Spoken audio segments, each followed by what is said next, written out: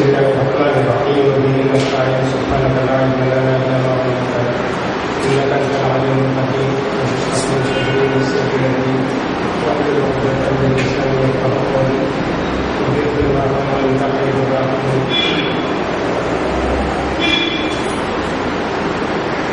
قرآن مجید میں بھی کچھ آیتیں ایسی ہے کہ ہر آدمی ان کو سمجھ نہیں سکتا، بلکہ معلوم ہوتا ہے کہ اللہ ہی ان کا معنی مطلب بہتر جانتا ہے. قرآن کی ہر چیز ہر آدمی کو سمجھ میں آ جائے یہ کوئی ضروری نہیں،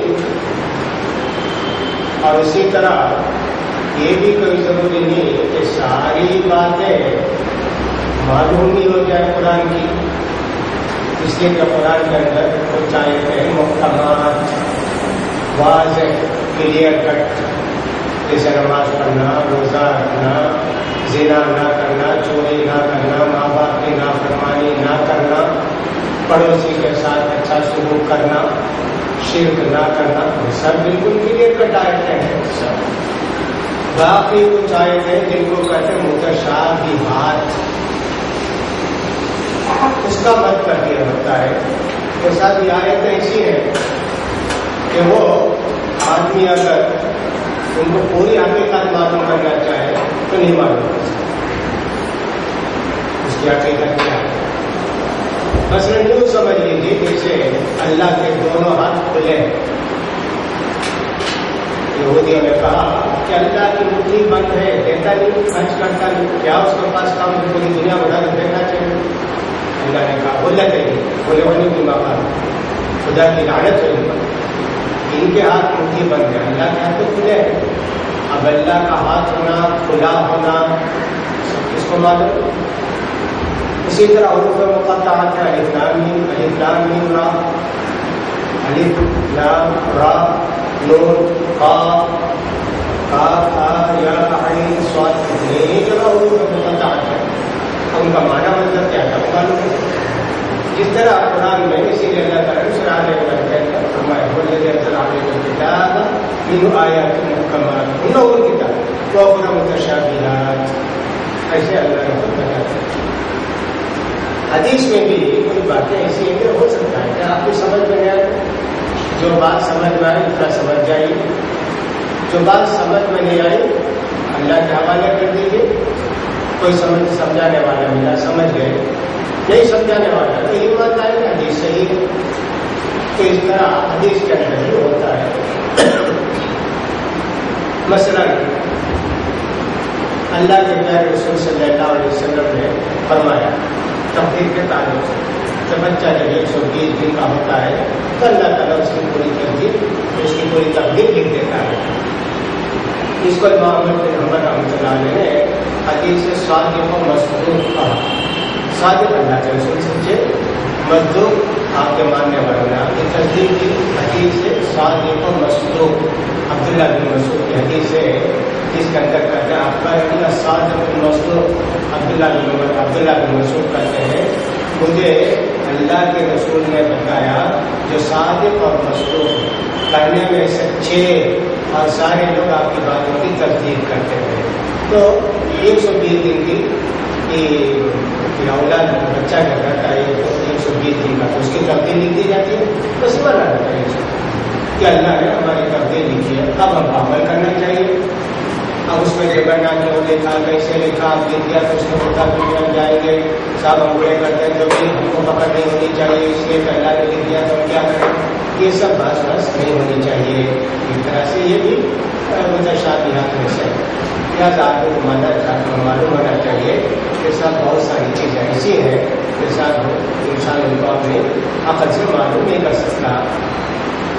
امام مالک رحمۃ اللہ علیہ نے متعلق بتایا تھا کہ امام مالک رحمۃ اللہ علیہ نے کہا کہ استوا معلوم ہے، کیفیت مجہول ہے، اس کے متعلق سوال کرنا بھی جاتا ہے. یہ اسی سبب کو بتایا ہے. اب قرآن مجید کی ایک آیت ہے سورہ آل عمران جو ابھی میں نے آپ کے سامنے پڑھی. هو الذی انزل علیک الکتاب، اللہ کی ذات وہ ہے جس نے آپ پر کتاب مجید نازل کی.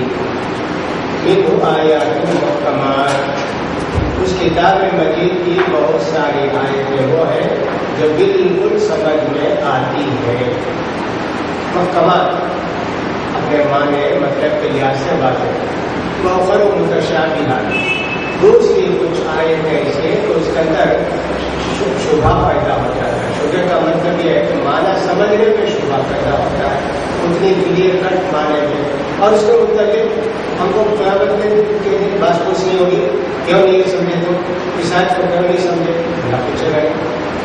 ہم الذین فی قلوبہم زیغ فیتبعون ما تشابہ منہ ابتغاء تأویلہ، ہم الذین فی قلوبہم زیغ فیتبعون ما تشابہ منہ ابتغاء تأویلہ، جن لوگوں کے دلوں میں کھٹی ہے، ٹیڑھا پن ہے، جن کے دل ایمان سے مزین نہیں ہے، پورے وشایت کے پیچھے پڑتے تھے، وہ ایسے قرآن ہے، وہ قرآن ہے، ایسا کیا کرنا، کتنا برپا کرنا چاہتے ہیں یہ لوگ جن کے دلوں میں کھٹی ہے، قرآن کی جو آیتیں احکام کی وہ سب ان کو سمجھ میں نہیں آتی، اس کا عمل نہیں کرتے، تلاش کرتے ہیں کہ کہاں کون سی آیت ملے گی جس کے اندر ہمارا مطلب پورا ہو جائے، جیسے تھوڑی دیر کے لیے ایسا ہم سمجھ لیں، وَهُوَ مَعَكُمْ أَيْنَمَا كُنْتُمْ، اب عادت وجود آنے کے بعد جہاں بھی ہو وہ ہے تمہارے ساتھ، اس کا مطلب ہم اللہ ہے،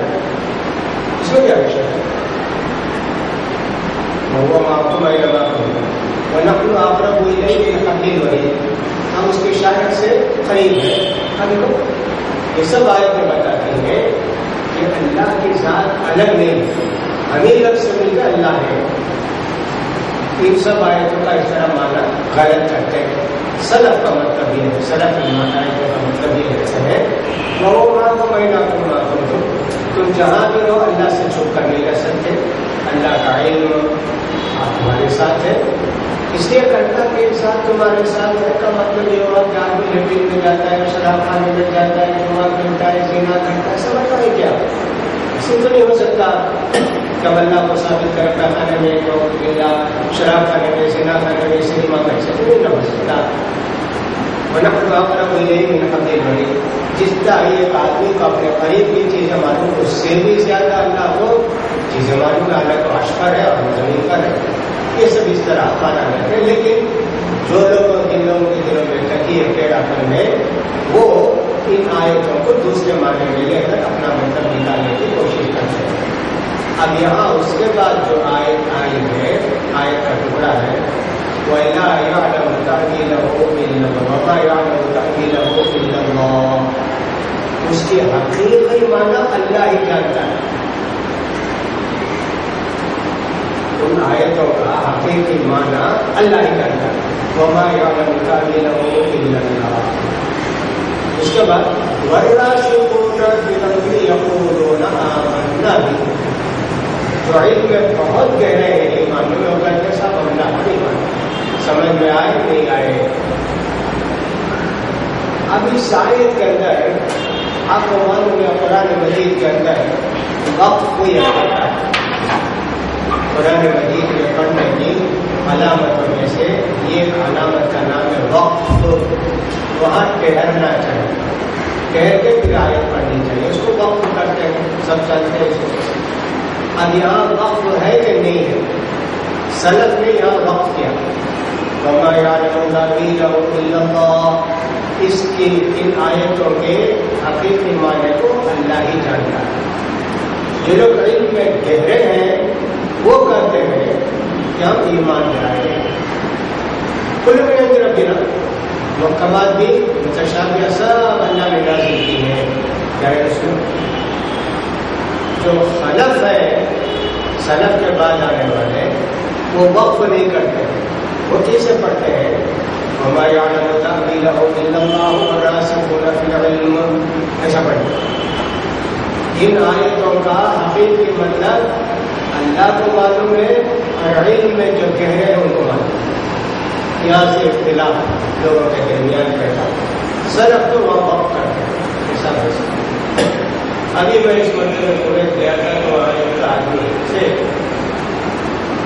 ان سے بات ہو رہی تھی، بہت سے لوگ مل جاتے وہاں علماء وغیرہ، سر کرے تھے کہ علی میاں صاحب نے لکھا ہے اپنی کتاب کے اندر کہ صحابہ کے زمانے میں بہت ساری چیزیں نہیں معلوم تھی لیکن بعد میں معلوم ہوگی، اس لیے قیامت آتے آتے ایسے ہو جائے گا کہ متشابہات کچھ بھی نہیں رہے، سب معلوم ہو جائے گا لوگوں کو۔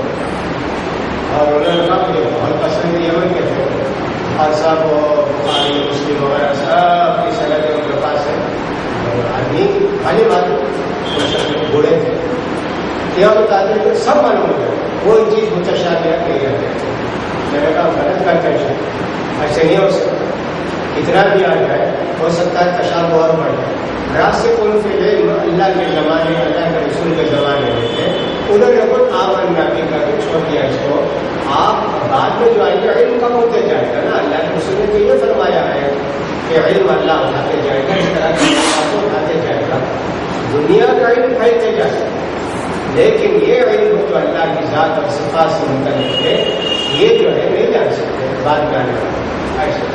تو ہمارے کوئی اور ساتھی تھے ابو یعقوب صاحب بحرین میں تھے، انہوں نے کہا نہیں جانے میں نے کہا دیکھو قرآن مجید نے کہا تھا ولا یعلم تاویلہ الا اللہ، اللہ کی سوال سے کہاں یا وقت کا قائل ہے کیا؟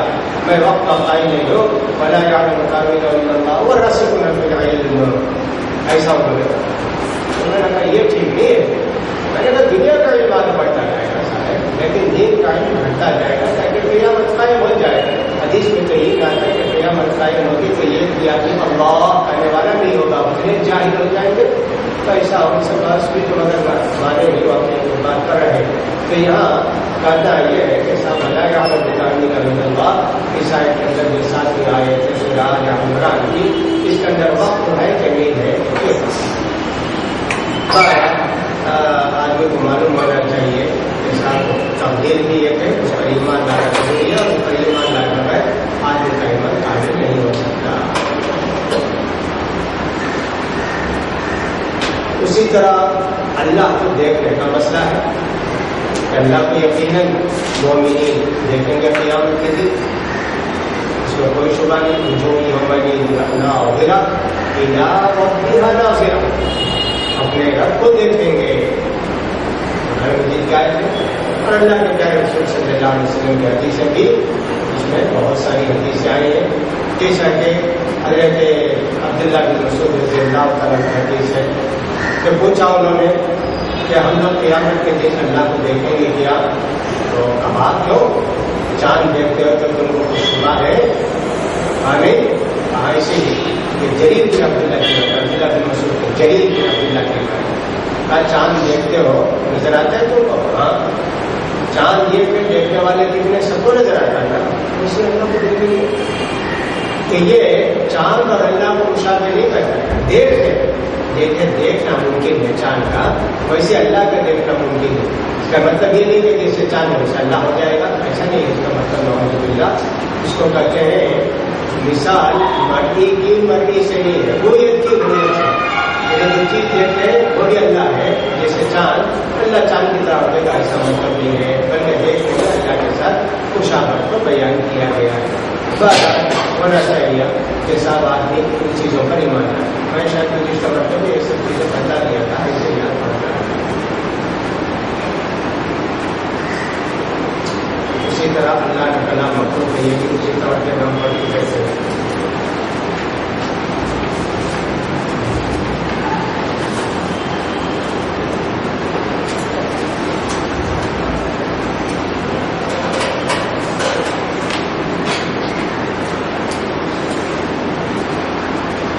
نبی کریم صلی اللہ علیہ وسلم نے اللہ کو معراج کی رات دیکھا کیا، جب بحث آئی ہے دیکھنے کی کہ اللہ کو دیکھ سکتے ہیں کیا؟ سب لوگ ہم لوگ اہل سنت والجماعت مانتے ہیں کہ اللہ تعالیٰ قیامت کے دن اپنے بندوں سے ڈائریکٹ بات کرے گا، اور پھر اللہ تعالیٰ اپنی اصلی شکل میں جنت کے لوگ جب جنت میں چلے جائیں گے تو اپنا دیدار کرائے گا۔ بالکل صحیح حدیث ہے۔ دنیا میں کسی نے اللہ کو دیکھا کیا؟ موسیٰ علیہ السلام نے تمنا کی ربی ارینا اللہ، تو کیسا ہے مجھے بتا دے گا؟ اللہ تعالیٰ نہیں دیکھ سکتے تو اب موسیٰ علیہ السلام جو 5 بڑے نبیوں میں سے یہ تھے، ان سے اللہ نے کہہ دیا کہ نہیں دیکھ سکتے۔ نور کی یہ کرن پہاڑ پر گری تو سب پہاڑ ریزا ریزا ہو گیا، نہیں دیکھ سکتے۔ تو یہ عقیدہ تو یہ اہل سنت والجماعت کا، اس دنیا کے اندر کوئی بھی انسان اللہ کو نہیں دیکھ سکتا، تو بالکل واضح۔ اب آخرت میں سب متفق اہل سنت والجماعت کے اللہ کو دیکھیں گے، البتہ معتزلہ وغیرہ جو اہل سنت والجماعت سے خارج ہے، یہ لوگ انکار کرتے ہیں اللہ کی رؤیت۔ تیسری بات یہ رہ گئی کہ معراج جب بھی تو پیارے نبی نے اللہ کو دیکھا کہ نہیں دیکھا، اس سلسلے میں بھی بات بہت ہے۔ حضرت عائشہ رضی اللہ تعالیٰ عنہا انکار کرتے ہیں کہ سب نہیں دیکھا۔ روایت آتی ہے کہ نبی کریم صلی اللہ علیہ وسلم سے پوچھا گیا کہ معراج کی رات آپ اللہ کو دیکھے کیا؟ نور نہ آ رہا ہو، وہ تو سراپا نور ہے، میں کیسے دیکھ سکتا ہوں اس کو؟ یہ کمزور آتے ہیں اس روشنی کو جو نہیں دیکھ سکتی ہے۔ یہ حدیث سے تھوڑا سا اس میں کلام ہے کہ ایک آدمی نے آ کے اللہ کے رسول سے پوچھا، اللہ کے رسول وہ زمین پر، دنیا میں یعنی زمین پر سب سے اچھی جگہ کون سی ہے اور سب سے بری جگہ کون سی ہے؟ تو اللہ کے رسول صلی اللہ علیہ وسلم نے فرمایا مجھے نہیں معلوم، جبریل آئیں گے تو میں ان سے پوچھ کر بتاؤں گا۔ جبریل علیہ السلام آئے تو اللہ کے رسول صلی اللہ علیہ وسلم نے پوچھا تو بھائی دنیا میں سب سے اچھی جگہ کون سی ہے اور بری جگہ کون سی ہے؟ مجھے بھی نہیں معلوم، آپ کو نہیں معلوم، مجھے بھی نہیں معلوم، میں اللہ رب العزت سے پوچھتا ہوں۔ جبریل علیہ السلام گئے اور آئے، کہا کہ صاحب آج جتنا اللہ سے میں قریب ہوا کبھی اتنا قریب نہیں، بالکل اللہ سے قریب ہوا۔ اللہ کے رسول نے فرمایا کیسے؟ کہا صرف 70,000 پردے تھے نور، میرے اور اللہ کے درمیان صرف 70,000 پردے تھے نور۔ حضرت جبریل نے کہا کہ سب سے قریب اللہ نے مجھے بلایا، تو آپ نے فرمایا مسجد اور بازار، تو آپ نے بتایا، تو پیارے نبی نے فرمایا میں اللہ کو کیسے دیکھ سکتا ہوں؟ وہ تو سراپا نور ہے۔ البتہ صحابہ میں سے حضرت عبداللہ بن عباس کہتے تھے کہاں اللہ کے رسول نے دیکھا، اللہ کو دیکھا۔ کیسے دیکھا؟ پوچھا لوگوں نے، کہا اپنے آپ دل کی آنکھوں سے دیکھا، اپنی چہرے کی آنکھوں سے دیکھا، یہ نہیں بولتے ہیں، اب کہتے ہیں اپنی دل کی آنکھوں سے دیکھا۔ جیسے کوئی آدمی ذرا دیر کے لیے سوچ روشنی، ویسے آدمی تصور کر لے، دل سے تو دیکھتا نہیں، دل سے تو سوچتا ہے۔ تو صحابہ کے معاملے میں اختلاف تھا کہ اللہ کے رسول صلی اللہ علیہ وسلم نے معراج کی رات اللہ کو دیکھا کہ نہیں دیکھا۔ جمہور صحابہ، اکثر صحابہ کا خیال ہے کہ اللہ کے رسول صلی اللہ علیہ وسلم نے نہیں دیکھا۔ حضرت عبداللہ بن عباس رضی اللہ تعالیٰ عنہ کہتے ہیں کہ نہیں دیکھا، تو لہٰذا کچھ لوگ ویسے بھی تھے۔ اب کیسے کیا دیکھا، کدھر دیکھا، یہ سب خاص نہیں، دیکھے دل کی آنکھ سے دیکھے، یہ بھی ایک طرح سے سمجھ میں نہیں آنے والی بات ہے، اس کو ایسی تسلیم کر لینا چاہیے۔ ایک آدمی نے حضرت ابو ذر غفاری رضی اللہ تعالیٰ عنہ سے پوچھا کہ صاحب میں اللہ کے رسول کے زمانے میں تھا، ابو ذر غفاری صحابی کی تابعی کرتے ہیں، میں ہوتا نا اللہ کے رسول صلی اللہ علیہ وسلم کے زمانے میں ایک امپورٹنٹ سوال کرتا، بہت اہم سوال کرتا۔ حضرت ابو ذر غفاری نے کہا کہ صاحب کیا سوال کرتے تو؟ کہا یہی پوچھتا کہ صاحب آپ معراج کی رات اللہ کو دیکھیں کیا؟ آئے یہ سوال میں کیا اللہ کے رسول سے، میں نے خود یہ سوال کیا اللہ کے رسول سے، تم کرتے سب ہوتا تو پوچھتا۔ صحابہ اتنے لبیک فہیم، کہاں ہم نے پوچھا تو اللہ کے رسول صلی اللہ علیہ وسلم نے فرمایا رائے تو نور، مجھے روشنی ہی نظر آئی۔ اب روشنی کو 70,000 پردے کے بعد ڈالنا ہوگا۔ دوسری حدیث میں آیا نور رنگنا آ رہا ہو، اور تو سراپا نور ہی نور میں کیسے دیکھ سکتا ہوں؟ وہ پردے جب اللہ تعالیٰ قیامت کے دن ہٹائے گا جنتیوں کے لیے تب دیکھیں گے ہم۔ اب اتنا ہی سمجھنا، باقی قیامت میں دیکھیں گے ابھی کو دیکھیں گے، اس پر ایمان لانا چاہیے. اسی طرح ہم کو یہ بھی ایمان لانا چاہیے کہ اللہ کی ترازو وَنَضَعُ الْمَوَازِينَ الْقِسْطَ لِيَوْمِ الْقِيَامَةِ، قیامت کے دن ہم ترازوؤں کو رکھیں گے. یہ ترازو میں کئی ترازو رکھیں گے. اب کئی ترازو کا مطلب یہ ہو سکتا ہے کہ نیکیاں تولنے کے لیے، گناہ تولنے کے لیے الگ الگ ترازو ہو. ایسا ہو سکتا. یہ بھی ہو سکتا ہے کہ ترازو تو ایک ہی ہے، اس کے اندر جو چیز تولی جاتی ہے وہ الگ الگ ہوتی ہے. اس لیے ترازو ہو ایک ہی ترازو کا، لیکن ترازو رکھی جائے گی. ایک ہی ترازو میں شرک کو تولا جائے گا، توحید کو تولا جائے گا، فلاں کو تولا جائے گا، بہت ساری چیزیں ہوں. اس کا انکار نہیں کرنا چاہیے.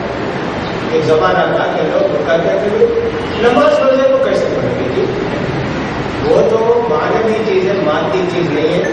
چھونے کی، پکڑنے کی، چٹھانے کی، رکھنے کی چیز تو نہیں ہے. نماز تو سمجھنے کی چیز ہے، اس کو معنوی چیز کرتے ہیں. روزہ تو نہیں، کیسا تو نہیں روزہ. اب تو دنیا میں ہوا بولتے ہیں، سامنے کون ہوا ہے، اس کا اسکیم کے اندر سنا کیا کیا سب سوچتے ہیں. بھائی دنیا کا جس طرح کیا ہے تو جو دنیا کا علم آگے جائے گا تو اس طرح کی باتیں لوگوں کے لیے واضح ہوتی جائیں گی. لیکن صفات اور اسماء اور صفات کی بات لوگوں کے لیے اتنی آسان نہیں ہو جائے گی کہ جاہل بھی اس کو پڑھ سکے. اب ترازو میں کیا تولیں گے؟ معلوم یہ ہوتا ہے کہ عمل تولا جائے. نماز کتنے پاؤنڈ ہے، کتنے کلو ہے، روزہ کتنے کلو ہے، ایسے معلوم ہوتا ہے. بعض حدیثوں سے معلوم ہوتا ہے کہ عمل نہیں، صاحب عمل کو تولا جائے. آدمی بلا کر بیٹھا ہے، اس کو تولے. توحید ہے، شرک ہے، سنت ہے، بدعت ہے. ایک حدیث میں آتا ہے بہت سارے موٹے تازے ہٹے کٹے آدمی قیامت کے دن تولے جائیں گے تو مکھی کے برابر بھی ان کا وزن نہیں ہوگا. معلوم ہوتا ہے تو خود آدمی کو رکھے تولے. اور دوسری حدیث سے معلوم ہوتا ہے یعنی عمل تولا جائے گا. دونوں باتیں ہو سکتی ہیں، جیسا بچہ اللہ تعالیٰ ایسا کہ فرمایا اللہ تعالیٰ نے سورہ انبیاء کے وَنَضَعُ الْمَوَازِينَ الْقِسْطَ لِيَوْمِ الْقِيَامَةِ فَلَا تُظْلَمُ نَفْسٌ شَيْئًا وَإِنْ كَانَ مِثْقَالَ حَبَّةٍ مِنْ خَرْدَلٍ أَتَيْنَا بِهَا وَكَفَىٰ بِنَا حَاسِبِينَ. رائے کے دانے کے برابر بھی کوئی نیکی یا برائی ہوگی تو وہ بھی تولی جائے گی. رائے کا دانا پرانے زمانے میں سب سے چھوٹی چیز وہی سمجھتے تھے. کیا ہے کہ سب چھوٹی چھوٹی ہوتی لال چیز. آپ کے بدن میں بہت آپ سینسیٹیو ہوں گے تو چھٹی چلنے کا معلوم ہے، لیکن دیکھنا چاہے تو بہت نظر بھی نہیں ہے. اس کو بولتے ہیں ذر، مسقال ذرۃ، مسقال خیرہ، تو اس کو کرتے. یا چھوٹی رائے، سب سے چھوٹی نیکی بھی اللہ کے ہاں دی جائے گی، سب سے چھوٹا گناہ بھی اللہ کے ہاں تولا جائے گا. کسی پر کوئی ظلم نہیں ہوگا. حالانکہ اس کا بغیر اللہ تعالیٰ فیصلہ فرما سکتے تھے فرشتوں کے ریکارڈ پر، لیکن اللہ تعالیٰ حجت پوری کرنے کے لیے آدمی کے سامنے اس کو یا اس کے عمل کو تولے گے. اللہ تعالیٰ فرماتے ہیں وَالْوَزْنُ يَوْمَئِذٍ الْحَقُّ وَمَنْ ثُقِلَتْ مَوَازِينُهُ فَأُولَٰئِكَ هُمُ الْمُفْلِحُونَ. اور تولنا قیامت کے دن بالکل برابر. جس کا عمل زیادہ بوجھل بھاری ہوں گے وہی لوگ کامیاب ہیں، اور جس کا عمل ہلکے ہوں گے ایسے لوگ ناکام ہوں گے، نقصان ہوگا. یہ سرارا ہے. ابو موسیٰ اشعری سے صحیح مسلم کے اندر ایک روایت ہے الطہور شطر الایمان، پاکی ایمان کا آدھا حصہ ہے. دل کی پاکی، نماز کے لیے وضو اور طہارت، نہانا دھونا، یہ سب والحمدللہ تملأ المیزان. الحمدللہ کی یہ اتنی پاک بول ہے، پاک بول ہے الحمدللہ کہ ترازو کو بڑھ دے. معلوم یہ ہوگا کہ سب تولا جائے گا، الحمدللہ تولا جائے گا، سبحان اللہ تولا جائے گا، یہ سب چیزیں ہوں گی قیامت کے دن. تو معلوم ہے کہ عمل تولا جائے گا. اس سے معلوم ہوتا ہے کہ عمل تولا جائے گا. اب دوسری حدیث جو آئی ہے ابو ہریرہ رضی اللہ تعالیٰ عنہ فرماتے ہیں نبی کریم صلی اللہ علیہ وسلم انه لا ياتي الرجل العظيم السمين يوم القيامه لا يزن عند الله جناح بعوضه قیامت کے دن موٹے انسان کو لا کر رکھا جائے گا ایک مکھی کے پر کے برابر بھی اس کا وزن نہیں ہوگا وہ اوپر چلا جائے گا اور نیچے رہ جائے گا دوسرا پڑھنا اس سے معلوم ہوتا ہے کہ آدمی کو بھی تولا جائے ہو سکتا ہے کبھی آدمی کو بھی تولا جائے یا ہو سکتا ہے کہ ہمارے کو بھی تولا جائے دونوں حدیثیں صحیح ہے لہٰذا دونوں پر ایمان لانا ہمارے لیے ضروری ہے اسی طرح سورہ کہف کے اندر اللہ تعالیٰ نے فرمایا فلا نقیم لهم یوم القیامۃ وزنا یہ لوگ دنیا میں بیکار کام کرتے رہتے سمجھتے تھے کہ ہم بہت نیکی کرتے ان کے لیے ہم ترازو ہی نہیں رکھیں گے یعنی ان کے عمل کو تولا نہیں جائے گا یا کہ ان کو نہیں تولا جائے گا دونوں معنی اس کو سکتے سے رکھا کے آئے کے اندر یہ معلوم ہوتا ہے اسی طرح ایک اور حدیث آتی ہے جو بخاری میں اس کو کہتے ہیں بطاقہ کی حدیث بطاقہ حدیث سے ایک ایک کارڈ وغیرہ ہوتا ہے نا ویسے اس کو کہتے ہیں کارڈ کو بطاقہ کہتے ہیں قیامت کے دن یہ کارڈ کیا آئے گا اللہ کے پاس گناہوں کا پار بہت سارے گناہ کیا ہوا ہے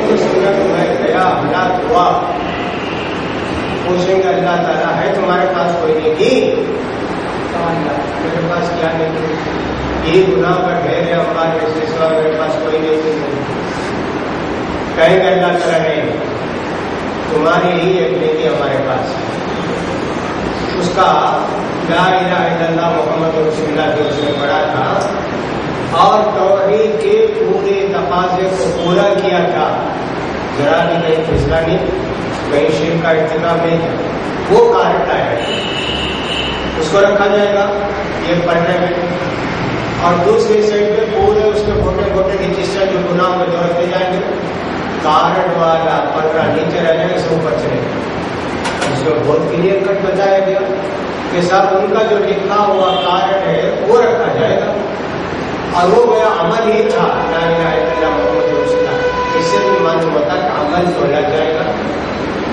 ماننا ضروری ہے ترازو قائم ہوگا قیامت کے دن اور ترازو دنیا بھر میں انصاف کی علامت ہے ہم وہاں دیکھتے پورے عرب کنٹریز کے اندر کہ صاحب ہر عدالت کے سامنے ترازو فوٹو دیواروں پر برابر دونوں پر یہ انصاف بتانے اور اللہ کے ساتھ انصاف بتانے کے لیے اللہ تعالیٰ ترازو قائم کرے گا ہم نے دیکھا وہاں انصاف اور جتنی عدالتیں ہیں بچے یا فوجی کو بچے ہر کورٹ کی دیوار پر بڑی طرح کو روکنے لگی یہ سب یہاں عدل و انصاف ہوتا ہے تو عدل و انصاف اللہ کیا ہوگا اور سب ان میں سے یہ عدل و انصاف کو ثابت کرنے کے لیے ترازو ہے ترازو بھی قیامت کے لیے قائم کیا جائے گا ہمارا اللہ تعالیٰ چھوٹی سے چھوٹی چیز کو بھی ظاہر کرے گا اسی طرح یہ حدیث بھی آتی ہے کہ نبی کریم صلی اللہ علیہ وسلم نے فرمایا میری امت کے 70,000 آدمی بغیر حساب کتاب کے جنت کو جائیں میری امت کے 70,000 آدمی بغیر حساب کتاب کے جنت کو جائیں گے پھر ان کو مختلف بتایا گیا تو کون لوگ ہوں گے ایمان پڑھتے ہیں تو وہ نہ جھاڑ پھونک کرتے ہیں نہ کراتے ہیں اپنے بھروسہ اپنے رب پر بھروسہ رکھتے ہیں یہ سب چیزیں بتائی گئی نہ وہ کیا کرتے اس کو داغ لیتے ہیں یہ سب نہیں کرتے ہیں اللہ کا پورا بھروسہ کرتا ہے تو ان کو مختلف معلوم ہوا کہ ان کے لیے نہ میزان ہے نہ حساب ہے نہ کتاب ہے کہیں رکھ کے جنت کو چلے جائیں گے یہ باقی سب لوگوں کے لیے میزان ترازو رکھ کر تولا جائے گا یا تو ان کو یا ان کے اعمال کو اس پر بھی ایمان لانا ہمارے لیے ضروری ہے کچھ لوگوں نے اس کی تعلیم کی ترازو برازو تو سمجھ میں آنے والی چیز نہیں ترازو میں جاتا ہے اس سے مراد عدل و انصاف ہے ہم کہتے ہیں ترازو عدل و انصاف کو ثابت کرنے کا ایک آلہ ہے اور وہ ضرور ترازو لا کے رکھی جائے گی تم یہ کہتے ہو کہ صاحب ترازو کیا کوئی فائدہ نہیں ترازو سے اس اس میں کیا تولیں گے، نماز کو کیسے تولیں گے، زکات کو کیسے تولیں گے؟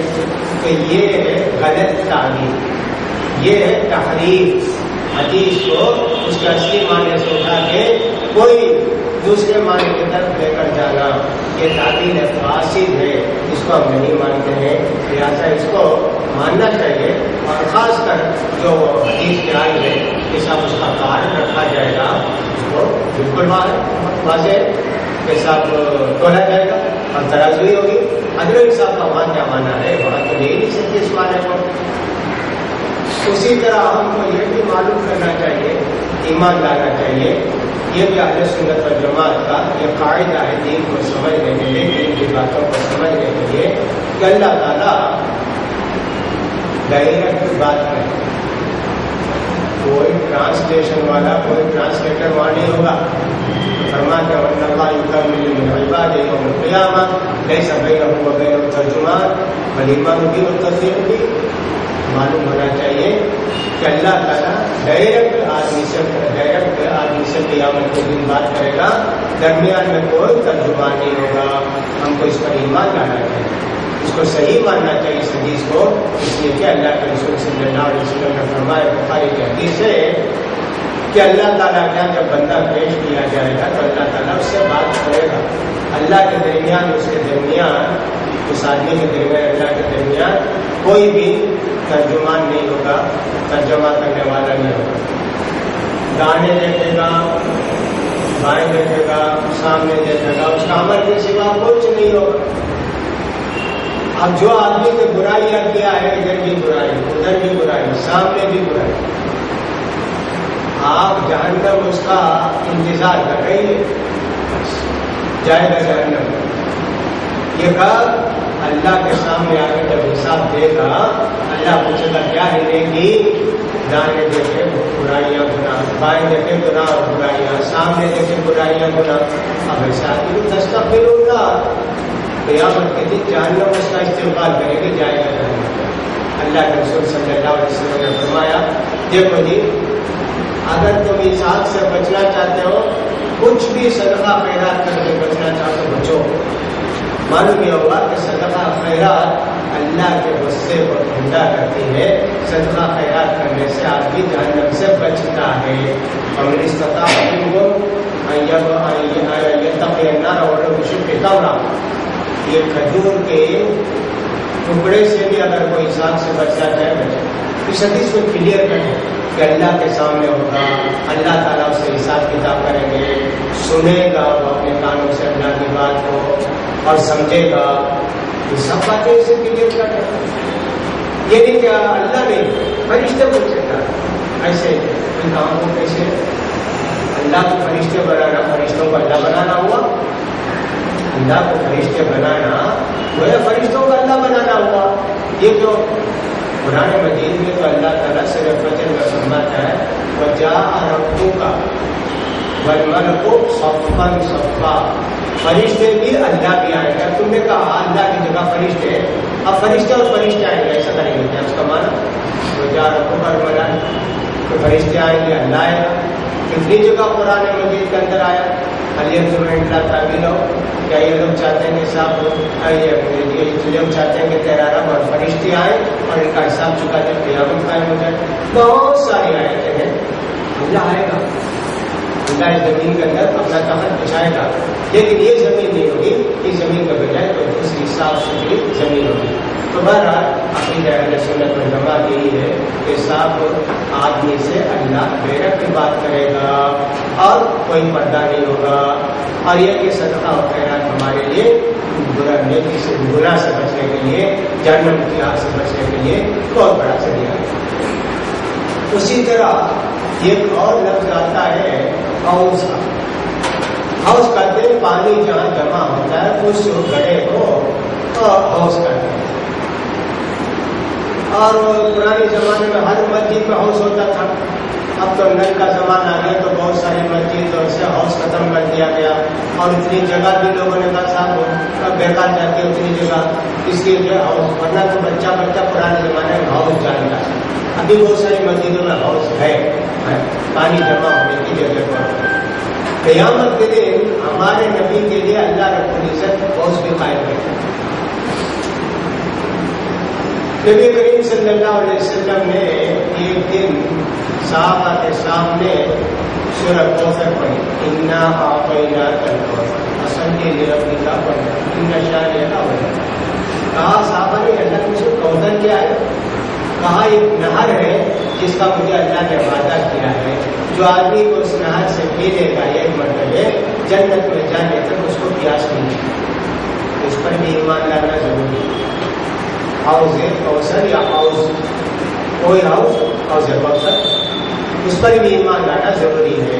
حدیث کے اندر اس کے اندر تفصیل ہے کہ 1 مہینہ چلو گے ایک کنارہ ہے، اسی طرح ایک اور طرف سے دوسری طرف جانے کے لیے 1 مہینہ چلنا پڑتا.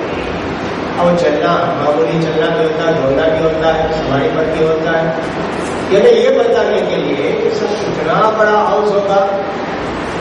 یوں سمجھ لیجیے کہ یمن سے لے کر مکے تک کا بازار جو ایسے آیا، اس کے ہاتھ تھوڑے کپ جو ہوں گے، گلاس جو ہوں گے، وہ بلو کے ہوں گے. وہ کتنے ہوں گے؟ کہا کہ آسمان میں جتنے تارے ہیں اتنے ہوں گے، اتنے زیادہ ہوں گے. اس میں ایک ایک کپ آدمی کو ملایا جائے گا. ایک اور حدیث کے اندر آئے کہ نبی کریم صلی اللہ علیہ وسلم کے پاس آئیں گے لوگ یاسے، کچھ لوگوں کو قریب سے پکڑ کر دھکا دیں گے. نبی کریم صلی اللہ علیہ وسلم فرماتے ہیں تو میں نے کہا تو چھوڑو چھوڑو آنے دو میرے پاس. کہا نہیں، آپ کے جانے کے بعد انہوں نے بدعتیں ایجاد کی، آپ کے دین کو بگاڑ دیا. آپ نے کہا بھگاؤ ان کو. یہ بھی حدیث ہے کہ کچھ لوگ حوض کے پاس پہنچنا چاہیں گے لیکن ان کو اجازت نہیں دی جائے گی. اس حوض کے پانی کے تعلق سے بھی آیا کہ اس کا پانی جو ہے دودھ سے زیادہ سفید ہوگا، شہد سے زیادہ میٹھا ہوگا. یہ بھی آیا. نبی کریم نے فرمایا فرق تمہارے حوض، سب سے پہلے حوض کوثر کو مجھے اللہ پہنچائے گا. تو حوض کا متعلق ایمان لانا ضروری ہے. تو وہ جو میں نے بتایا کہ صاحب اس کے آپ تھوڑے پیالے گلاس سمجھو اتنے ہوں گے، آسمان میں جتنے تارے ہوں گے. آسمان میں کتنے تارے ہوں گے کس کو معلوم؟ آدمی کوشش کرتا ہے تھوڑے ایریا تک گننے کی، مگر نہیں کامیاب ہوتا ہے. ادھر سے گنتے آتا ہے کبھی یہ گنے کے نہیں، پھر شروع کرتا ہے پھر ختم کرتا ہے. سمجھ نہیں آتا. صاحب کہہ رہے تھے کہ صاحب دنیا کی تحقیق کے اندر ایسے ہوا کہ صاحب آسمان کے تاروں کا جو انہوں نے حساب کیا جو کر سکے بڑی مشکل سے 2,60,00,000,000 تارے، 2,60,00,000,000 تارے. ارب کتنے کرتے ہیں؟ 100 کروڑ کو 1 ارب کرتے ہیں، اور 100 ارب کو 1 ارب کرتے ہیں. اتنے انہوں نے گنے. اور آج سے تقریباً 11-12 سال پہلے انڈین ایکسپریس میں آیا تھا کہ آج کے لیبر کسی آدمی نے بتایا کہ سب سے چھوٹا تارا جو ہم کو نظر آتا ہے اس کو انہوں نے دیکھا لگا کے دور میں. تو کہا کہ صاحب اس دنیا سے جو پیمائش ہزاروں حصہ بڑا ہے جو ہم کو سب سے چھوٹا تارا نظر آتا ہے. اب اللہ کے رسول نے اس زمانے میں فرمایا آسمان کے تاروں کے برابر اس کے پیالے ہوں گے، پینے کے پیالے ہوں گے. بندہ سکھ رہے آپ اللہ کے رسول نے کیسی کیسی باتیں بتائی. ایسی حدیثوں کو جو لوگ سیدان وغیرہ پڑھتے ہیں وہ مسلمان ہوتے ہیں. سب اللہ کے رسول کیسے بتا سکتے یہ چیز؟ سمندر کبھی انہوں نے سفر نہیں کیا لیکن سمندر کے بہت ساری باتیں انہوں نے بتائی. بچہ ایک اس کے اندر رہتا ہے، تاریخیوں کے اندر رہتا ہے، یہ بتایا انہوں نے اللہ کے رسول نے. کئی لوگ مسلمان ہو گئے اس طرح کی سائنس کی بات ہوگی. تو یہاں پر اللہ کے رسول نے فرمایا کہ اس کا پانی جو ہے چاندی سے بھی سفید ہوگا یا دودھ سے بھی سفید ہوگا اور شہد سے بھی میٹھا ہوگا. یہ ساری باتیں نبی کریم صلی اللہ علیہ وسلم نے فرمائی ہے، لہٰذا ہم کو ایمان لانا ضروری ہے، میزان پر بھی اور حوض پر بھی۔ اب دونوں میں سے پہلے کون سی چیز ہوگی؟ پہلے حوض یا پہلے میزان؟ حدیث میں ترتیب آئی، یہ سب آیا، حوض کا ذکر آیا، ترازو کا ذکر آیا، پل صراط کا ذکر آیا، یہ سب آیا، لیکن یہ تینوں میں پہلی دوسری تیسری اسٹیپ بائی اسٹیپ کیا ہوگا، یہ تفصیل حدیث کے اندر ترتیب نہیں ہوگی۔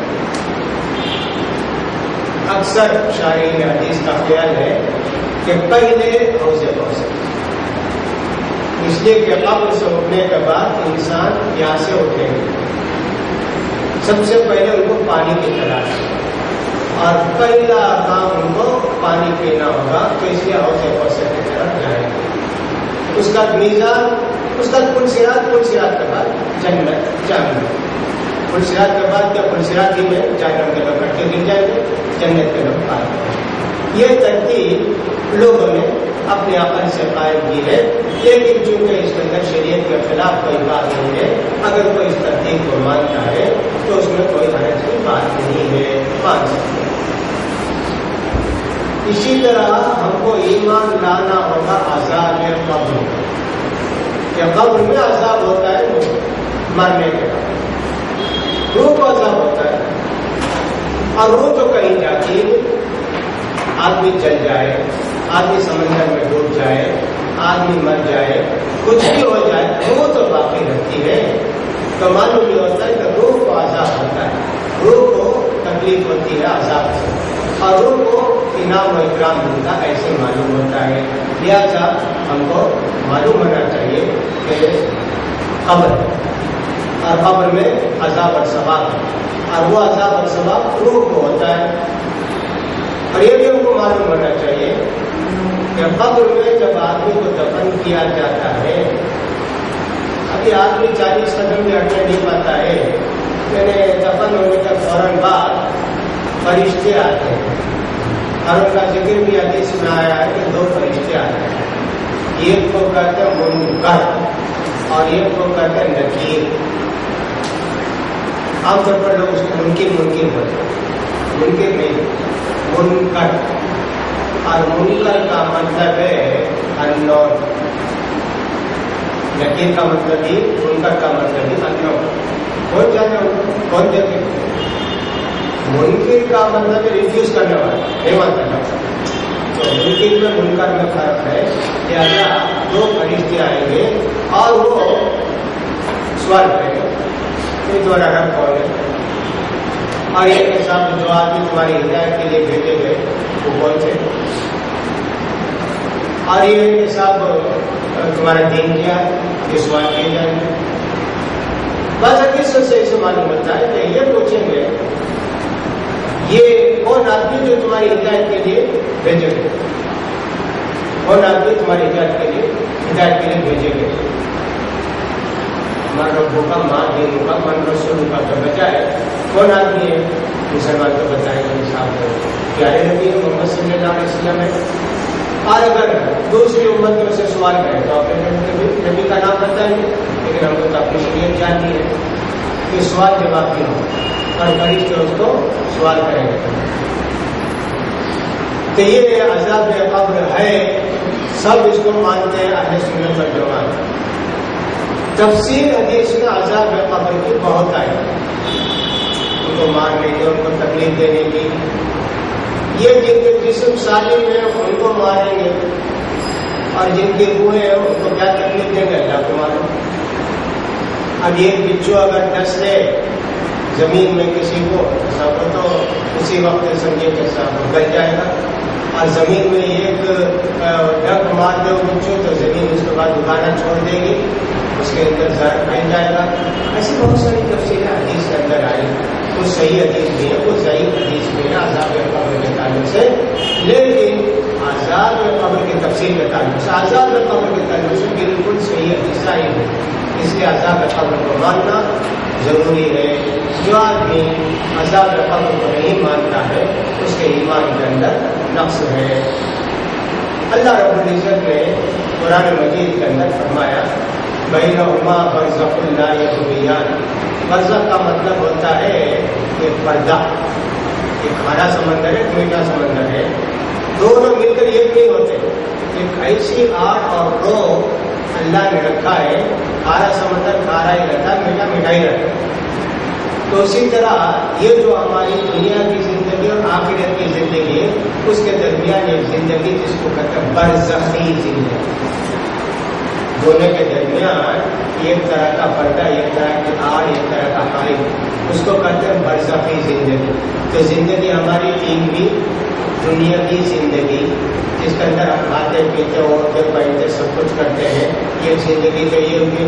اور دوسری زندگی یہ ہوئی کہ سب برزخی زندگی، اس دنیا سے کٹ جاتے ہیں پوری طرح، اور اس وقت کوئی پردے کی زندگی، قبر کی زندگی جو صرف روح رہ جاتی ہے، جسم تو سڑ گل جاتا ہے عام لوگوں کا، لیکن انبیاء اکرام کا جسم بھی محفوظ رہتا ہے.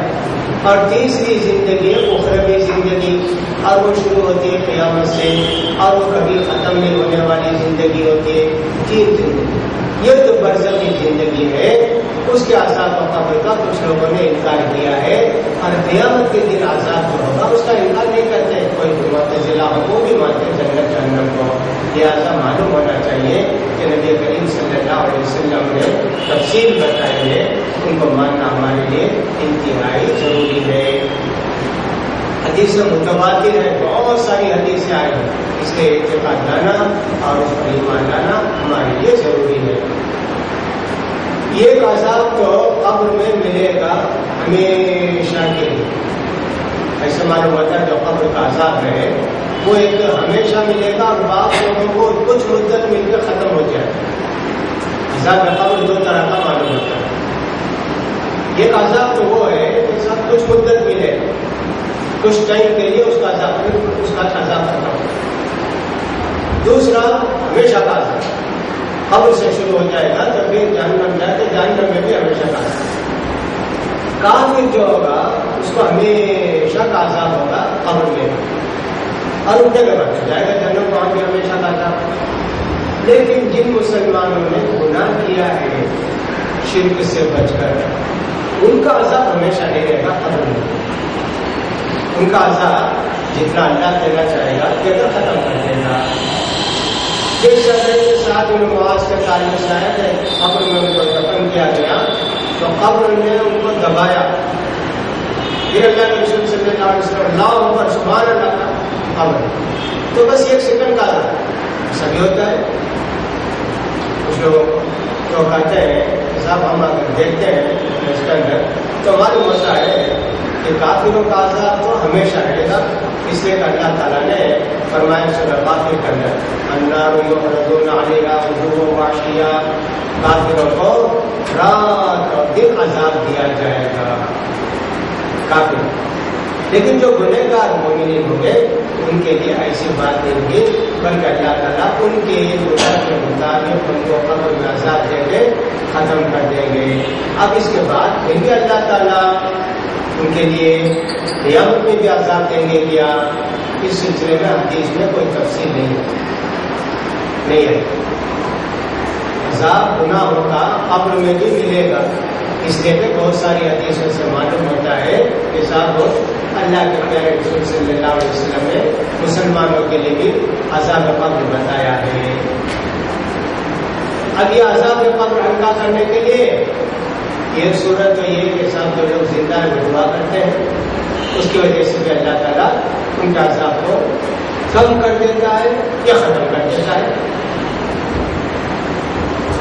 مومن گنہگار جو اب اس کے بندر بہت سارے واقعات ہیں کہ ایک حدیث کے اندر تو آیا کہ نبی کریم صلی اللہ علیہ وسلم نے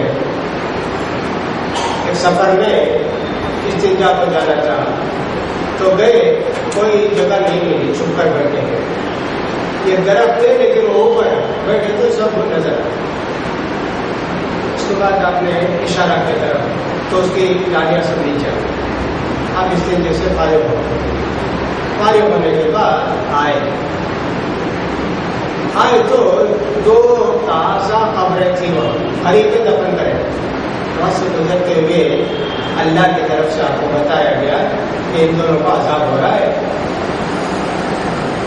نبی کریم صلی اللہ علیہ وسلم نے صحابی سے کہا جاؤ جی تو درخت جاؤ پر بیٹھا نا جاؤ جا کے وہاں سے 2 ڈالی کاٹ کر لاؤ. اللہ کے اس نے اشارہ کیا پھر اس کی ڈالیاں نیچے ہو استنجا خالی ہونے کے بعد سب درخت اپنی اصل شکل میں چلا گیا. اب یہ جو بتا کہ کیا اس نے اشارہ فرمایا پھر ڈالیاں نیچے آ کے 2 ڈالی کاٹ کر آپ نے اس قبر پر یہ اور اس قبر پر یہ ڈالی رکھ کے کہا ہو سکتا ہے کہ ڈالیاں جب تک بھری بھری ہے اس وقت تک اللہ تعالیٰ ان کے عذاب کو کم کر دے. ان دونوں کا عذاب ہو یہ ایسے گناہ کے تعلق سے عذاب ہوتا ہے کہ بچنا چاہے تو بچ سکتے تھے. کیا تو ان کے لیے بہت بڑی مشکل بات نہیں تھی. گناہ بڑا تھا بچنا آسان تھا. یہ نہیں یہ آدمی تو پیشاب کر کے صفائی نہیں لیتا.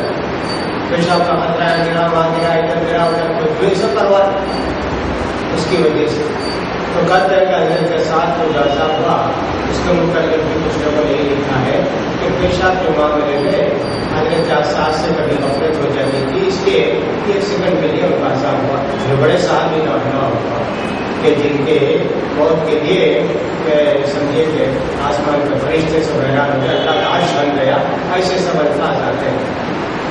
دوسرا آدمی وہ کرتا تھا صاحب چوری کھانا ان کی بات جا کر ان کو بولا مرتے لگے سے سب بولتے بھی ہمیں گالی دے دی تو پھر اللہ کے رسول نے دونوں ڈالیاں وہاں لگا دی. تو اس سے معلوم ہوا کہ یہ اللہ کے رسول کے ساتھ خاص تھا. آج کل تو قبرستان میں عام طور پر دفن کرنے کے بعد کوئی ڈالی والی پیڑ دیتے ہیں سب کچھ نہیں. بس پہلی بات تو یہ کہ یقین ہے کہ عذاب ہوگا جب تو آپ کہتے ہیں. دوسری بات ہے کہ اللہ کے رسول کے پاس جو برکت تھی وہ آپ کو حاصل ہوگی. آپ ایسا سمجھتے ہیں آپ اتنا عذاب میں دکھ پڑیں گے قیامت کے لیے قبر میں آنا کو معلوم. آپ یہ سب نہیں کرنا چاہیے جو بارہ اس طرح کے کام کرتے ہیں اللہ کو. تو یہ ہے اللہ تعالیٰ کے یہاں قبر میں عذاب ہوگا. اللہ رب العزت نے قبر کا ذریعے بہت ساری چیزیں بتائی قبر کے تعلق سے. فلولا إذا بلغت الحلقوم وأنتم حينئذ تنظرون ونحن أقرب إليه منكم ولكن لا تبصرون. اللہ نے فرمایا انسان آئے تو بعد موت جب آ جائے گی. فأما إن كان من المقربين فروح وريحان وجنة نعيم. اگر یہ آدمی نیک صالح ہوگا تو وہیں سے اس کے لیے جنت شروع ہو جائے گی. قبری سے جس میں آتا ہے کہ اللہ کے رسول صلی اللہ علیہ وسلم نے فرمایا آدمی کے مرنے کا وقت جب آتا ہے تو فرشتے آ کر بیٹھ جاتے اس کی روح نکالتے. نیک ہے تو اس کی روح کو ریشم کے رومال میں خوشبو والے رومال میں لپیٹ کے دے جاتے ہیں. یہاں تک کہ آسمان پر پہنچتے ہیں تو اللہ تعالیٰ پوچھتے ہیں کہ میرے بندے کی روح ہے. فرشتے بتاتے ہیں اللہ کو کہ تیرے بندے کی فلاں بندے کی روح لائے ہیں. تو اللہ تعالیٰ فرمایا ٹھیک ہے زمین میں لوٹا دو اور اس کے لیے کافی کشادہ جگہ خبر میں رکھتے ہو. ہمارے ملک کے ساتھ جھوک جا کے پھر آتی ہے اور قبر میں رکھ کے جہاں دفن ہوتا ہے آدمی جہاں کے رہتا ہے وہاں کوئی سمندر میں مرا ہے کوئی اور مرا ہے شاید اس کی روح ہی ہو اللہ کو معلوم.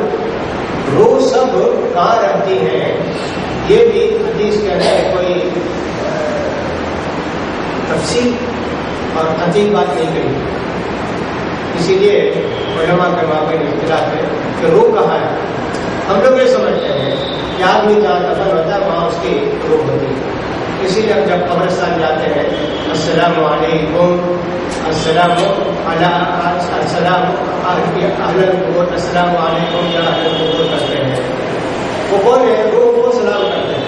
ہم تو یہ سمجھتے ہیں اور بعض حدیثوں سے اس کا ثبوت بھی ملتا ہے کہ صاحب ان کے قبر کے پاس ان کی روح ہوتی ہے. تو ان کو ان کے تعلق سے کہ صاحب اللہ تعالیٰ کے روحیں جاتی ہیں اللہ تعالیٰ ان کو واپس کرتے ہیں اور وہ ہے قبر کے اندر آرام کے ساتھ رہتی ہے.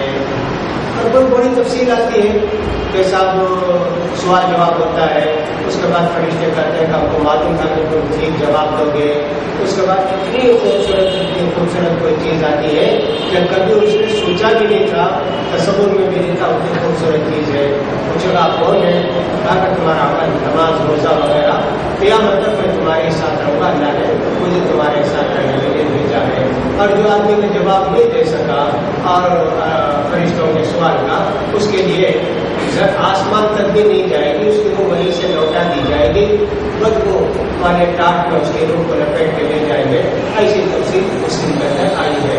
اور لانے کے بعد اس کو رات دن عذاب بھی دیا جائے گا. اس کو جنت کی کھڑکی کھولی جائے گی نیک آدمی کے لیے، اور گنہگار کے لیے جہنم کی کھڑکی کھولی جائے گی، اور اس کی قبر اس کے لیے تنگ کی جائے گی.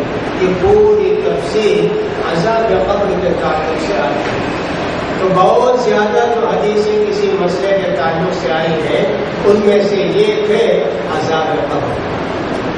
یہ حدیث میں تو یوں کہا گیا کہ نبی کریم صلی اللہ علیہ وسلم فرماتے ہیں اگر تم مردوں کو دفن کرنا نہ چھوڑ دیتے تو اللہ تعالیٰ قبر والوں کا عذاب تم کو سناتا. قبر والے کا عذاب کو صاف سنتے ہیں سوائے تین انس کے. یعنی قبر میں اتنا بڑا عذاب ہوتا کیا، کسی کا باپ بیٹا مر گیا تو دفن ہی نہیں کرتا، تو قبر میں رکھنے کا عذاب ہوگا، ویسے رکھتے رکھتے سڑتے گلتے سوکھ جاتا، وہ قبر میں دفن نہیں کرتا اگر جان لیتے. اس لیے اللہ تعالیٰ نے بھی معلوم ہے.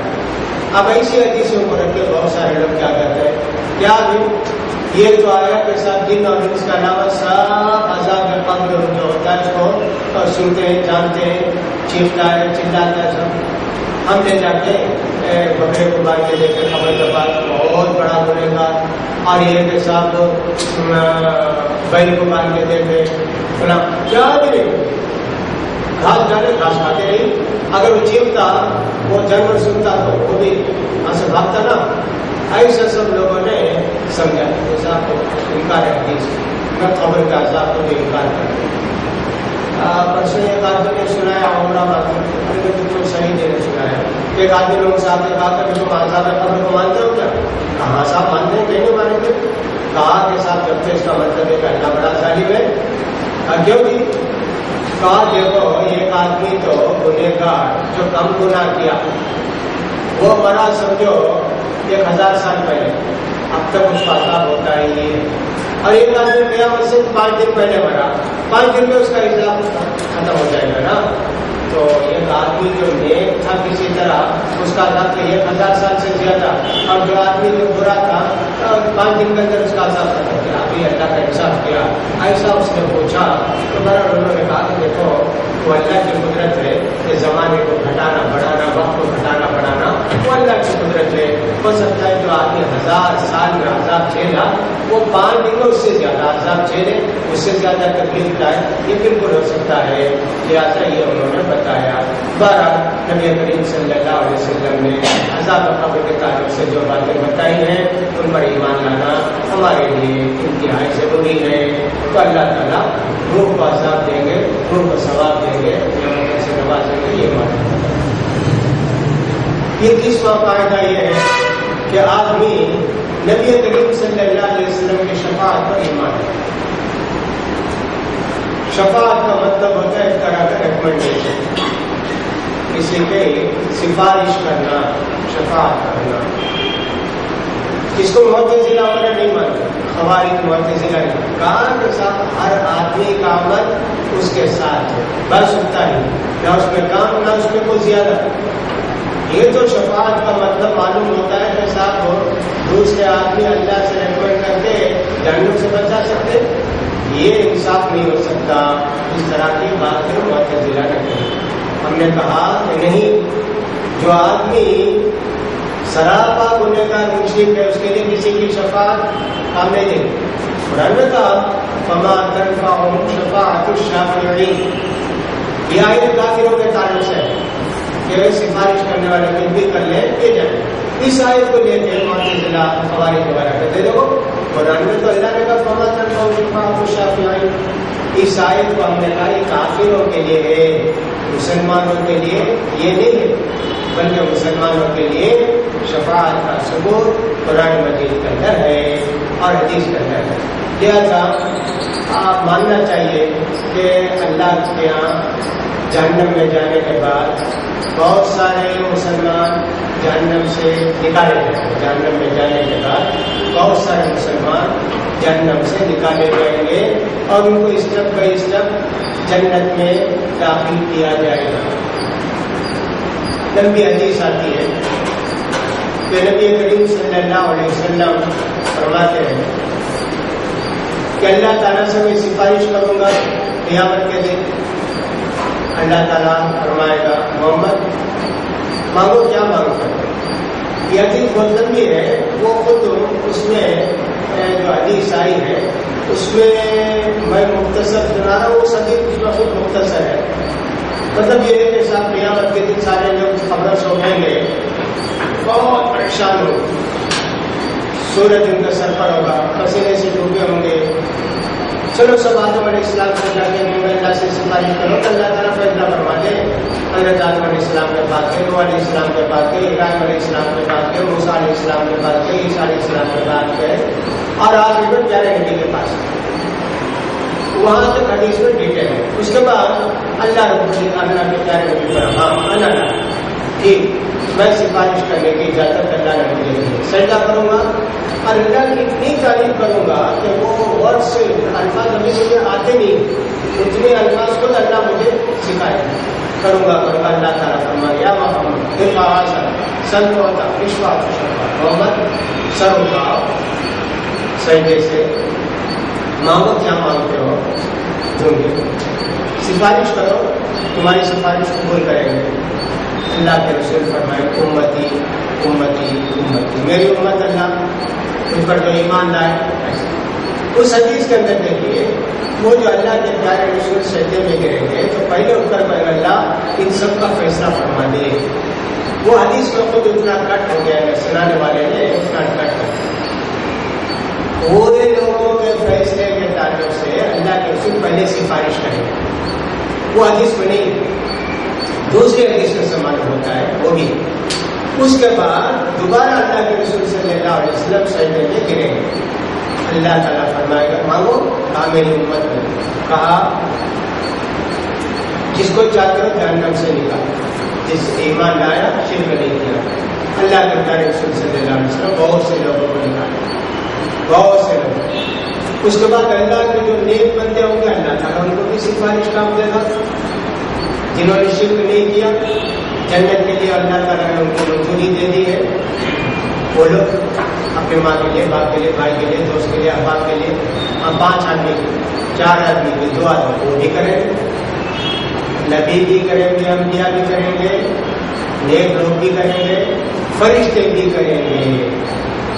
پھر اللہ تعالیٰ فرمائیں گے اب سب نے سفارش کی, اب سب نکالیں, اب میں نکالوں گا. اللہ تعالیٰ جہنم سے گنہگار مسلمانوں کو نکالے. وہ جو جن کے پاس رائے برابر نیکی تھی اور انہوں نے شرک نہیں کیا تھا, ان سب لوگوں کو اللہ تعالیٰ جہنم سے نکال کے جنت میں بھیجے. جب یہ لوگ جہنم سے جل کر نکلیں گے تو کوئلے کی طرح ہو جائے, جل جل جل کر کالے کوئلے کی طرح ہو جائے. ان کو زندگی کے نہر میں یہ پوتا دے کر ڈبا کر نکالا جائے گا, گورے سفید خوبصورت ہو جائے گا. اللہ کے پیارے رسول نے فرمایا وہ جو سیلاب آتا ہے, بارش آتی ہے, جھاگ آتا ہے, آج اس میں بیج وغیرہ جو ہوتے ہیں وہ کئی جب کنارے زمین میں چلے جاتے ہیں نا, وہ اس کی موڑ کیسا نکل جاتا ہے تو سفید. یہ بھی آپ نے فرمایا. اللہ کے رسول نے جب یہ کہا صاحب آپ اس پر بات کی جاتے ہیں, اللہ کے رسول نے یہ بھی جانتے ہوئے ایسے کیا رسول نے فرمایا تو جہنم سے نکالا جائے. اس کی سفارش انبیاء نیک بندوں اور اسی طرح فرشتوں کی. آخر میں اللہ تعالیٰ اپنی مرضی سے نکال کر بھیجیں گے جنہوں نے شرک نہیں کیا ہوگا. سفارش کی اتنی قسمیں آتی ہیں, یہ سب سفارش میں اب جن کی سفارش کریں گے وہ کیسے لوگ ہوں گے؟ کچھ لوگ ویسے ہوں گے کہ نیکیاں برائیاں برابر ہیں، ابھی میری کوئی ڈیسیژن نہیں جنت یا جہنم، ویسے لوگ ہیں کے لیے سفارش کر کے جنت میں بھیجا جائے. اور کچھ لوگ ایسے ہوں گے کہ صاحب ان کی نیکیاں کم ہے، گناہ زیادہ ہے، لیکن شرک نہیں ہے، ویسے لوگوں کے لیے بھی سفارش کام دے گی. اور ویسے لوگوں کے لیے بھی سفارش کام دے گی جو جہنم میں عذاب میں جھلس رہے، ان کو جہنم سے نکالنے کے لیے. یہ ساری شفاعتیں، ساری سفارشوں کا ثبوت حدیث سے ملتا ہے، تو لہٰذا کو ایمان لانا پڑتا. لیکن یہ نہیں سمجھنا چاہیے کہ سفارش سے ہمارا بیڑا پار ہو جائے گا. اگر ویسا ہی ہوتا تو اللہ کے رسول یہ نہیں فرماتے کہ فاطمہ جو مانگنا تو مانگنا، قیامت کے دن کام نہیں ہوگا. اس کا مطلب یہ ہوا کہ جن کے لیے دائمی ہمیشہ جہنم لکھتی گئی وہ جنت کو کسی کی سفارش سے نہیں جا سکتے، نہ انبیاء کی سفارش سے جا سکتے ہیں، نہ فرشتوں کی سفارش سے، نہ صالحین کی سفارش سے جنہوں نے شرک کیا. البتہ شرک جنہوں نے نہیں کیا ہے ان کے لیے یہ سب کو ہوگا. بھرجیے کے ساتھ وہ قیامت کے دن اللہ رب العزت سفارش کی اجازت دیں گے اور اللہ تعالیٰ جیسا چاہیں گے، جتنے چاہیں گے اتنے لوگوں کو جنت میں بھیجیں گے. یہ ہے کہ ساتھ انہوں نے شرک نہیں کیا ہوگا. نبی کریم صلی اللہ علیہ وسلم نے فرمایا ہر نبی اپنی امت کو نکالے گا کیا جہنم سے، اس کا ثبوت نہیں ملتا پیارے نبی کے لیے. اس لیے کہ حدیث میں آتا ہے کہ پیارے نبی نے فرمایا اللہ نے ہر نبی کو ایک چوائس دیا، یہ دعا کرو، وہ دعا ڈیفینیٹ قبول کریں گے تمہاری. ہر نبی نے دنیا میں دعا کر لی اللہ اس امت کو ہدایت دے دے، فلاں کر دے، ایسا کر دے، ویسا کر دے. ایسا پیارے نبی سے کہا گیا کام میں بعد میں مانگوں گا اور قیامت کے دن میں مانگے کہ اللہ تو نے تو کہا تھا کہ میری ایک سفارش ضرور قبول کرے گا، دعا میری امت کے لیے سفارش کرتا ہوں. تو پیارے نبی فرماتے ہیں کہ اللہ تعالیٰ نے ہر نبی کے لیے یہ دعا قبول کرنے کا وعدہ کیا تھا. ہر نبی نے دنیا میں دعا مانگ لی، لیکن میں نے وہ دعا چھپا کر رکھی ہے قیامت کے دن کے لیے. جو بھی آدمی میری امت کا شرک کیے بغیر مرا ہوگا میری سفارش اس کو پہنچے گی، شرک کے بغیر. اس لیے بعض لوگ اذان کی دعا میں پڑھتے ہیں ورزقنا شفاعت یوم القیامہ. پیارے نبی نے خود فرما دیا ہے کہ جو آدمی کے اذان کے کلمات کو سنے ویسے اس کو ریپیٹ کرے، لا حول ولا قوت الا باللہ کے حی علی الصلاۃ حی علی الفلاح. اذان کے کلمات ختم ہونے کے بعد مجھ پر درود پڑھے، اللہم صلی علی محمد، یہ درود پڑھے گا. پھر اس کا دعا کرے گا اللہم رب هذه الدعوۃ التامہ. جو 3 کام کرے گا، اذان کے کلمات ریپیٹ کیا، پیارے نبی پر درود بھیجا اور اللہ کے پیارے رسول کے لیے دعا کی. مقام محمود نبی وعدہ ہوں، کہا کہ ان سب لوگوں کو قیامت کے دن میری سفارش آدم میں پہنچے. لہٰذا اس کی ضرورت بھی نہیں ورزقنا شفاعت یوم القیامہ، کسی صحیح حدیث سے کوئی جملہ ثابت بھی نہیں ہے. لہٰذا معلوم یہ ہوا کہ اللہ تعالیٰ نے ایسے لوگوں کے لیے سفارش کا حق رکھا ہے جنہوں نے نیک کام کیا اور جنتی ہے، اور وہ ایسے لوگوں کی سفارش کریں گے جس کے لیے اللہ راضی ہوگا. اور اللہ کس سے راضی ہوگا؟ ان لوگوں سے راضی ہوگا جنہوں نے شرک نہیں کیا ہوگا. جن لوگوں نے شرک کیا ہوگا اللہ رب العزت ان سے کبھی راضی نہیں ہوگا.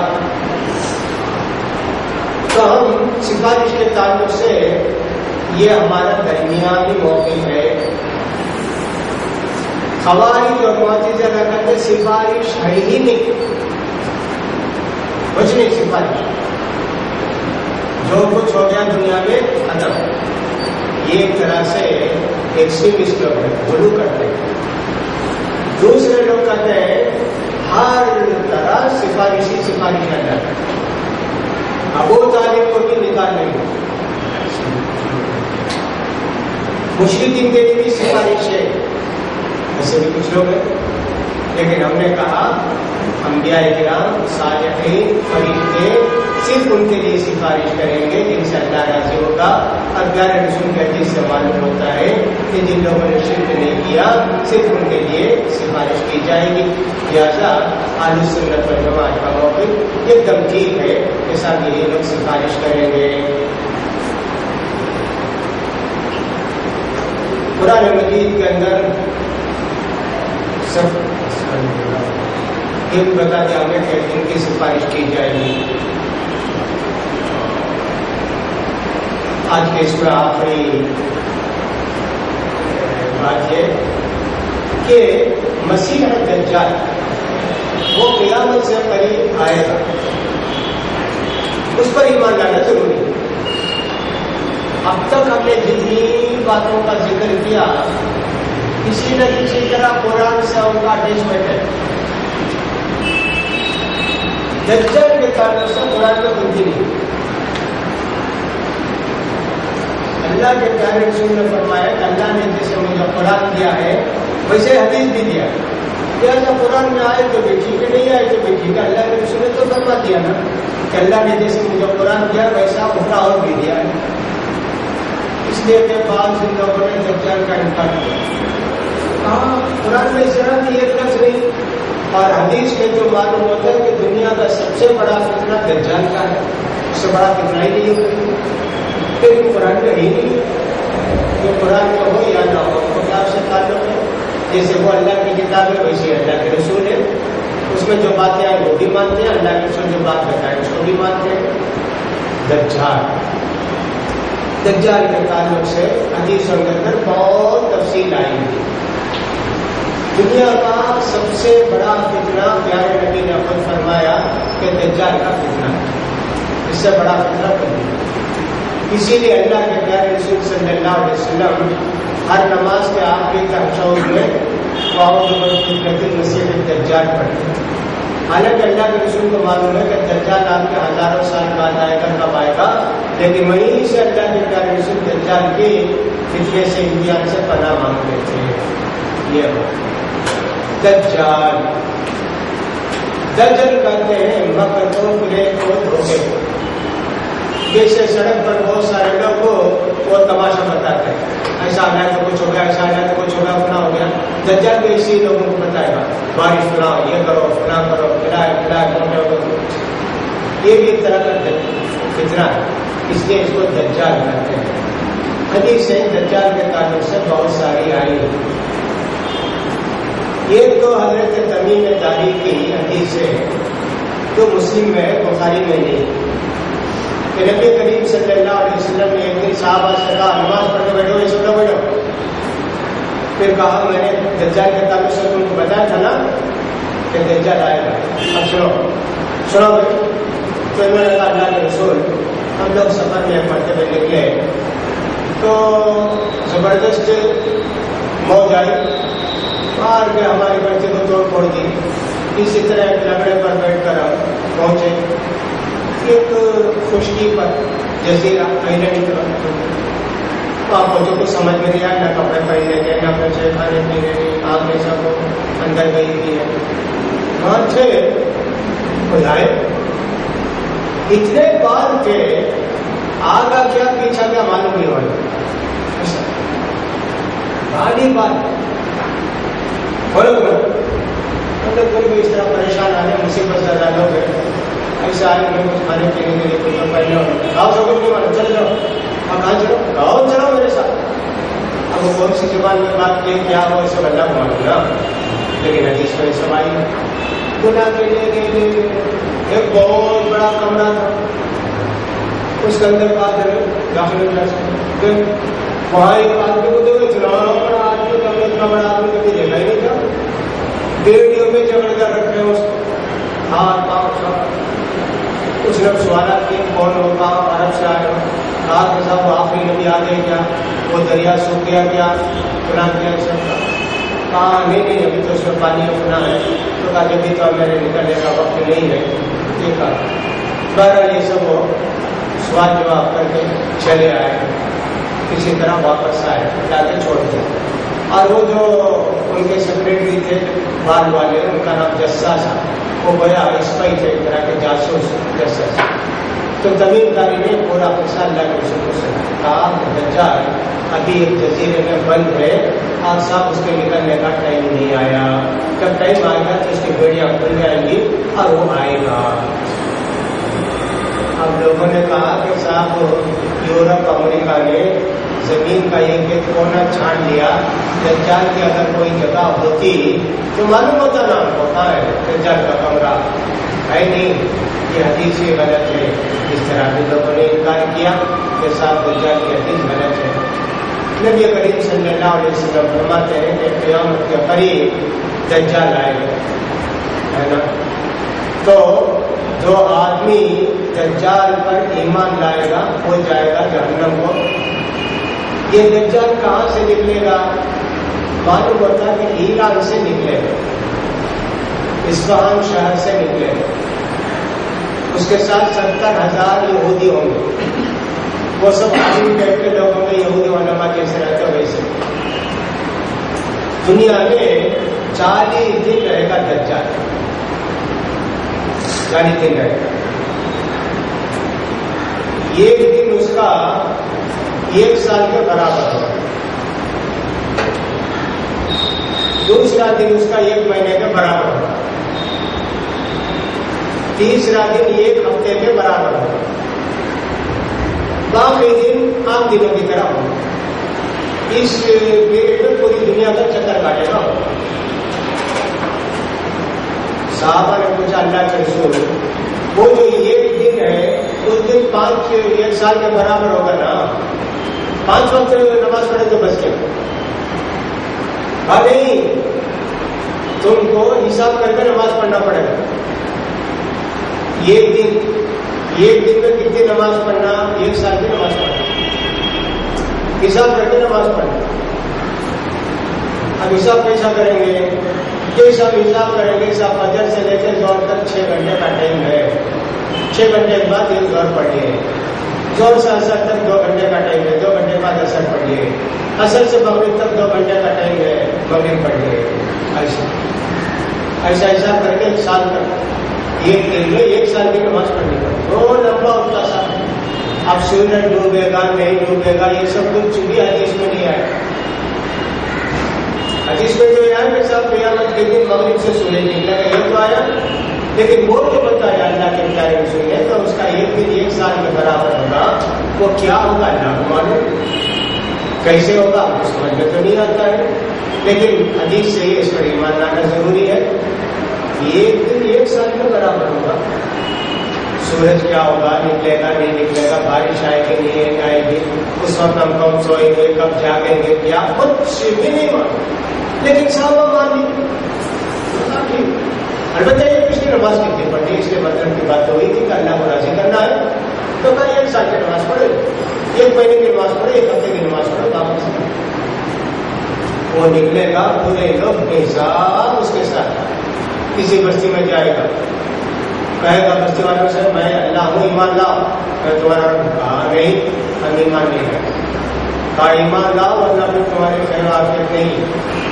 جو ایمان لائیں گے تو کہے گا زمین سے زمین جو کچھ ہے خزانہ انہیں زمین سونا چاندی کیا کیا پودے پھل یہ سب نکالیں، ان کے جانور بھی موٹے موٹے تھوڑی دیر چلتے ایسے برباد ہو جائیں، ایسا ہو جائے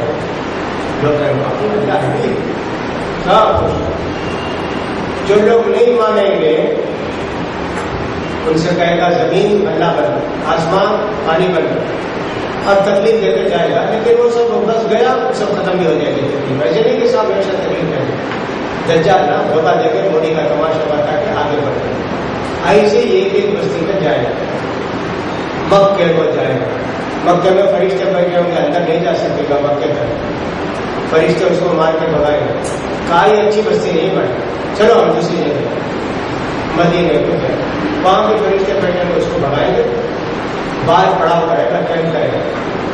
مدینے کا ایک نوجوان جو اپنے زمانے کا سب سے نیک صالح نوجوان ہوگا وہ ایمان سے بھرا ہوا آئے گا دجال، کہے گا ایمان لاؤ میرے اوپر، کہا کہ نہیں مجھے ایک بھی نہیں دے تو دجال، ہنس کے کہے گا لوگوں سے دیکھو میں اس کو کیا کرتا ہوں، اس کو 2 टुकड़े करेगा तलवार के द्वार से। एक टुकड़े से कहा चले जाओ, तो जहां तक हमारी नजर जाती वहां। दूसरे टुकड़े से कहा तुम चले जाओ, लोगों से देखिए तो ये कितनी ताकत है, कितनी कुदरत है, अब देखो मैं इसको जिंदा करता। फिर उसको बुलाएगा, इसको बुलाएगा, दोनों टुकड़ा आएंगे, कहा उठ जाओ, जान डाल देगा। देखा ईमान लाएगा कभी तुम्हारा रंग सब मानेगा।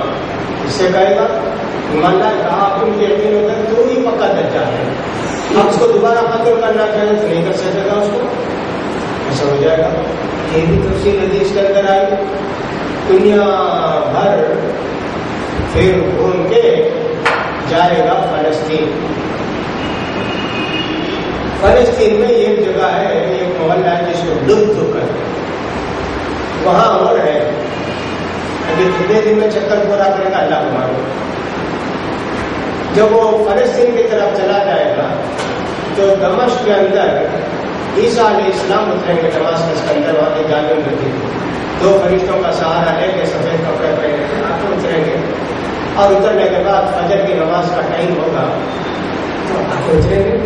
सब लोग पहचान लेंगे ईसा अलैहिस्सलाम आ गए, मैं आगे नमाज पढ़ाएगा, तुम पढ़ो, तुम नमाज पढ़ो। ईसा अलैहिस्सलाम उनके पीछे नमाज पढ़ेंगे।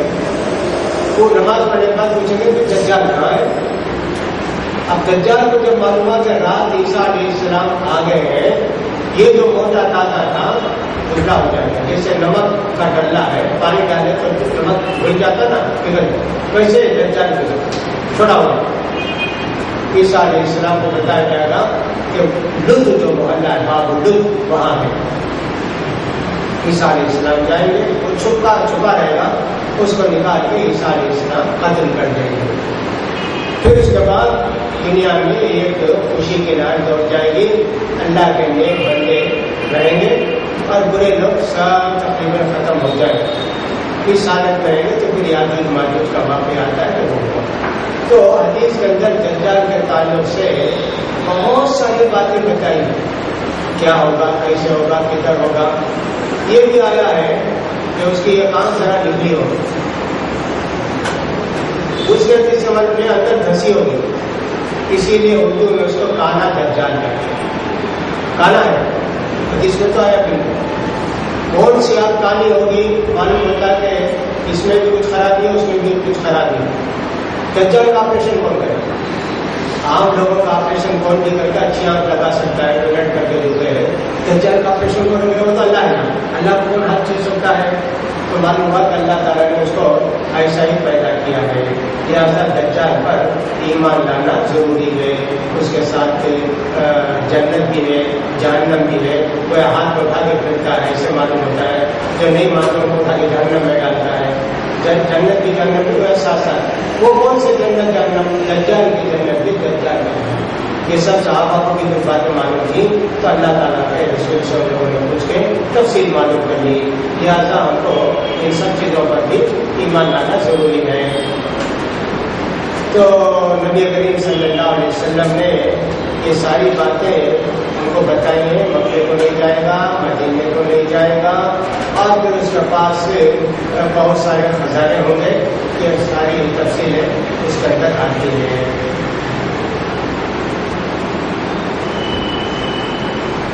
तफसील वगैरह हमने आज पढ़ी है दज्जाल के ताल्लुक से और दूसरे ताल्लुक से। इंशाअल्लाह आइंदा तो इसमें हमारा ये सबक खत्म हो जाएगा, समझता हूँ अल्लाह देखा जाएगा। ईसा अलैहिस्सलाम के ताल्लुक से भी हमको क्या ईमान लाना है, उसके मुताबिक आइंदा सबक में जानने की कोशिश करेंगे।